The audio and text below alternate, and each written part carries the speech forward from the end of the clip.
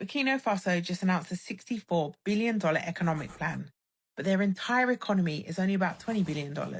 So when numbers like this are quoted, people naturally ask, where's the capital going to come from? Well, the fact is, announcements like this are usually investment pipelines. Governments signal large national projects to global investors. So the real question is not whether or not the ambition is too big, it's whether the financing and strategy can make it real. So the government, led by Ibrahim Traoré, says that the plan will run from 2026 to 2030 and focus on security, infrastructure, education, and industry. And that matters, right? Because visible infrastructure and functioning institutions are exactly the kinds of signals that build confidence in projects like this. If I was advising the government in this instance, right, the first question that I'd ask is, who are the capital partners? Are they sovereign wealth funds, infrastructure finance, development banks, or private investors? Because large development plans like this usually succeed or fail based on just who funds them. And I would also suggest looking really seriously at diaspora capital. Burkina Faso may actually have a rare narrative advantage right now that could translate into investment if the financial architecture is designed properly. Things like diaspora bonds or structured investment funds that allow people abroad to invest directly into national development. Diaspora capital alone, obviously, is unlikely to reach the full $64 billion, but it could realistically fund infrastructure, energy projects, industrial parks, and maybe logistics corridors. And just as an illustration, I'll give you, if 200,000 people invested $1,000 a year over 5 years, that alone could raise about $1 billion in development capital. And for many people in the diaspora, the chance to participate in building real infrastructure in Burkina Faso would be a powerful opportunity. So the real question is not whether or not the $64 billion exists today. The real question is whether the strategy builds enough trust, enough infrastructure, and enough credible projects to attract the capital needed to deliver it. Because in the end, development plans succeed not just on ambition, but on execution. Anyway, let's talk in the comment section. If credible investment opportunities existed in Burkina Faso, would you invest? Let's talk. Burkina Faso just dropped a $64 billion plan, and the world wasn't ready for that number. Captain Traoré didn't come to play small. 4 years, one vision, a complete national overhaul that most African governments only dream about in PowerPoint presentations they never open again. Security, hospitals, roads, railways, stadiums, and here's the part that hits different. Citizens can actually own shares in this thing, not just watch it happen. Own it. While other leaders are still cutting ribbons on potholes, this man is redrawing the entire blueprint. $64 billion is either the boldest bet in African history or the beginning of something nobody saw coming. So tell me, do you think Traoré can actually pull this off? The government has also outlined a major national development plan focused on infrastructure, agriculture, health services, and transportation. The idea is to strengthen several sectors at the same time so that economic growth does not rely on only one industry. When agriculture, infrastructure, and production expand together, it creates a stronger economic foundation for the country.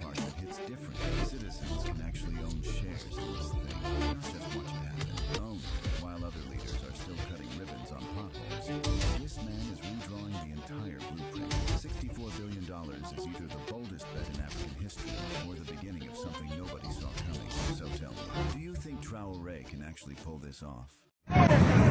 You guys should come to Ouagadougou, Burkina Faso. Check this out. Isn't this beautiful? The new bridge that the president just constructed. Amazing.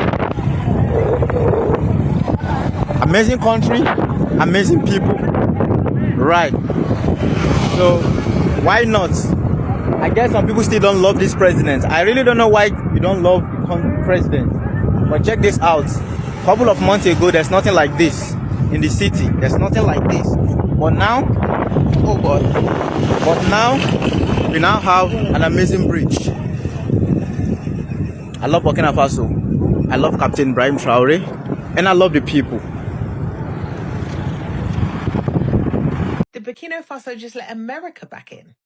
Let's get into it, right? So the United States and Burkina Faso have just signed a $147 million agreement under President Ibrahim Traoré. Now remember, this is the same leadership that pushed French forces out and positioned itself against Western military influence. I'll get into why I've emphasized that a bit later. So is this reversal or is it strategy? So this agreement sits within a broader US-backed health framework adopted by around 17 African countries. Zimbabwe is the only country so far to walk away from a similar deal, citing sovereignty and data concerns. Zambia has not rejected engagement outright, but has been like, not on these terms, mate, and pushed back on elements of its proposed agreements over national interest and control. That tells you that this is not automatic alignment. It is negotiation. So the deal itself focuses on infectious disease control and primary healthcare. And the Sahel faces serious health pressures, right? Stronger systems reduce lost work days and ease pressure on public budgets. Remember, they're building as well right now, so they kind of need healthy people. That part's practical. But if we zoom out, $147 million over 5 years is roughly $29 million a year. Burkina Faso's economy is worth over $18 billion. This isn't transformational capital. This is access capital. Burkina Faso is one of Africa's leading gold producers, and the wider region holds uranium and critical minerals tied to global supply chains. Health partnerships build more than just clinics. What they build is data systems, procurement pipelines, and long-term institutional access. At the same time, as we know, Russia's engagement in the Sahel is focused on security cooperation, while the United States is re-engaging through development systems rather than military troops, right? Different tools, same competitive environment. So the real issue isn't whether or not Traoré has changed sides, it's whether or not he's pricing his influence correctly. In order for this to be a smart move, I'd advise Burkina Faso on three things that must be locked in, right? First, strong local procurement, so Burkinabe firms win contracts. Second, health data stored and governed under Burkinabe law. And third, real skills transfer and domestic pharmaceutical and laboratory capacity, so that something permanent remains after that 5-year period. If even two of those are secured properly, this strengthens long-term bargaining power. If not, you know what it does? It quietly embeds external influence. Rejecting Western troops doesn't mean rejecting Western capital. We do live in a multipolar world, guys, right? The goal is not isolation, it's leverage. Sovereignty is not about who you reject, it's about what you can actually control. Anyway, let's talk in the comment section. What are your thoughts on this? Hello, beautiful and amazing people. So I hope you're doing well. So first of all, welcome back to this amazing channel whereby we talk about Pan-Africanism, we talk about American reaction videos, we talk about Jamaica, Caribbean in general, we talk about, of course, Trump and what he thinks about the black people or what he is doing for the black people. And in today's video, we are talking about the 64 billion national development plan for Burkina Faso. It's a 5-year economic plan, and we need to talk about the whole story in general as a beautiful story that has happened in Ouagadougou. So, my good people, while the rest of the world is distracted by the usual headlines. Iran, US war. Captain Ibrahim Traoré has just dropped a financial bombshell that is sending shockwaves from Paris to Washington, from South Africa to Europe, all over the world. So, in short, we are talking about the $64 billion economic plan for the year 2026 to 2030. That is a 5-year plan. Remember, a country like Kenya had such a plan like so many years ago. It was a 30-year plan, and we called it the Vision 2030 plan, and it has never come to its realization, and that is because of poor leadership. So, my good people, let's talk about this. Let us sink in deep so that we may understand. So, for a country that the experts usually write off, or they actually they make it seem like it's something that will never come up, and they view it, like this landlocked and struggling country.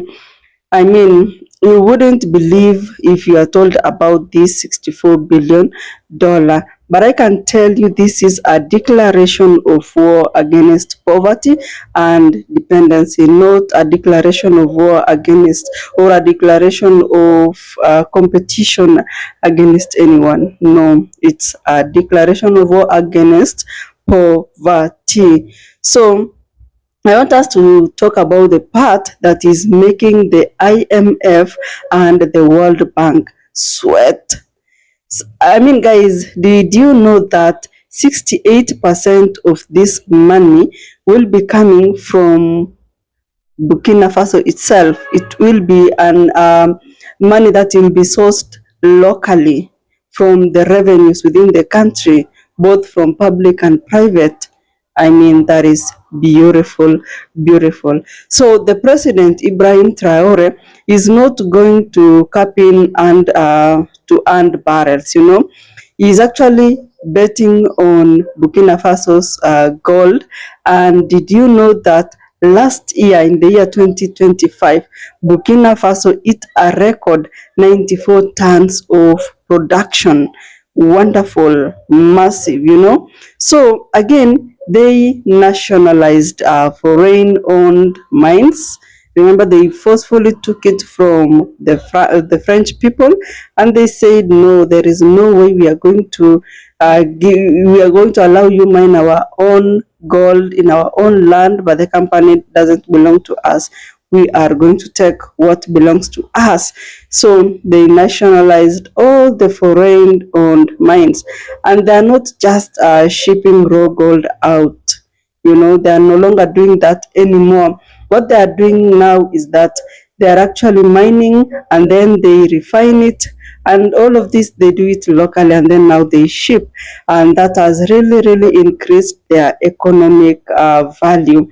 So this plan is very simple, but of course radical, because in this case they are going to stop the resource drain. Like, if you want Burkina Faso's gold or Burkina Faso's tomatoes, which in this case they have been banned from exporting, So if you process them in Burkina Faso and do everything there, then I mean, it's one of the beautiful things that anyone can do. And then again, we have the citizen who will be chipping in also, and these are regular citizens, not just like citizens from abroad or what. So they are actually going to buy into state projects, and in that case it will be something like crowdfunding. So that's how they're going to do what they're going to do in order to raise this money to actually improve the economy of their country. I know some of you are like, will they really manage this? Because we have a lot of people doubting. Remember that Sahel region is one of those countries that are said to be very, very poor. They are also in desert areas, because remember now that Ibrahim Traoré is busy constructing good roads left, right, center. You can actually think that it is a road that has been there for like over 50 years, because the area is desert, so like there is a lot of dust on the road, but it's gonna be well. So as much as some of the people in the world are doubting this economic plan, the 5-year economic plan, some of you are very skeptical that it is too ambitious. It's a developing country, they cannot manage. But I can tell you that as much as also some of you believe that the security situation is too unstable, I want us to be real in this case and talk about this issue. Burkina Faso was only at 60% territorial control a few years ago. Remember that. But as we speak now, in March 2026, they have clawed that back to about 75% from 60%. So if you look at this if you look at this case, the president Ibrahim Traoré is actually aiming for 100% control by the year 2030. They controlled only like 60%, and the foreigners controlled 40.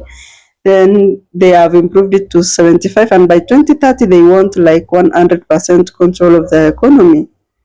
And what he is doing, the president himself, is linking the economy directly to the military. If there is no security, remember that there will be no economy. So he has to fully give, support the military, the security sector in the country. Of course, that's a feedback loop if you look at it, because by doing that, the West, now the West, to talk about Europe, America, and all these people. So guys, if you look at this plan that Ibrahim Traoré and the cabinet and this cabinet has actually planned, you would see that this kind of retaliation and feedback is not that kind of feedback that the West has been used to seeing it, especially from a military leader, because at this point they feel that the military leader Ibrahim Traoré has a spreadsheet in his hand, not just a rifle, as a plan. So we earlier talked about the tomato strategy, and of course we've seen a lot of news about Burkina Faso banning the export of fresh tomatoes, and of course most of you were like, what is that really happening? But then I want you to understand or look at the 64 billion plan here, because Burkina Faso has built a massive processing plant, and that plant, it's called Sofeto. So instead of them exporting raw materials to Ghana and buying back Italian tomato paste, I need you to understand that, guys. Instead of the country exporting raw materials and then in hand buying or importing a tomato paste, they decided that they are going to make their own tomato paste in their country. And by doing that, there will be creation of jobs, and also they're going to keep the profit in their country. And that in return, you will see that Thomas Sankara's dream has been achieved. He wanted, they produce, they do the refining or the end product and keeping the whole profit. Most countries, they export the raw materials and then buy back the finished product. So some of you are asking yourself, like, is this a gamble or not? So at this point, the IMF is watching like a hawk. And we have some of the economists in the world who are saying that the numbers are overly optimistic. But if I can tell you my take, guys, for so many years, Africa has followed the realistic plans of external advisors. And where has this gotten us? Nowhere. Nowhere. But for Sahel, it has, they just, okay, for Burkina Faso in short, they're just like, to hell with these plans and advices from the West. So Ibrahim Traoré is doing something very, very different. He is actually betting on the idea that if you give people a sense of ownership, they'll fight for their economy as hard as they fight for the land. So this $64 billion economic plan is a test case for the whole continent of Africa. And if Burkina Faso pulls this off, the aid dependency model will be officially dead. And remember, it's a 5-year economic plan. So I just pray that God will give me like those more years to see how Burkina Faso will continue with their development as long as it's Ibrahim Traoré in power. Guys, I really want to hear from you. Is Ibrahim Traoré being a visionary, or is the $64 billion economic plan, is it a bridge too far for a nation in a war zone? Kindly comment down below. Let me know what you think about this particular story. I'll see you in the next video.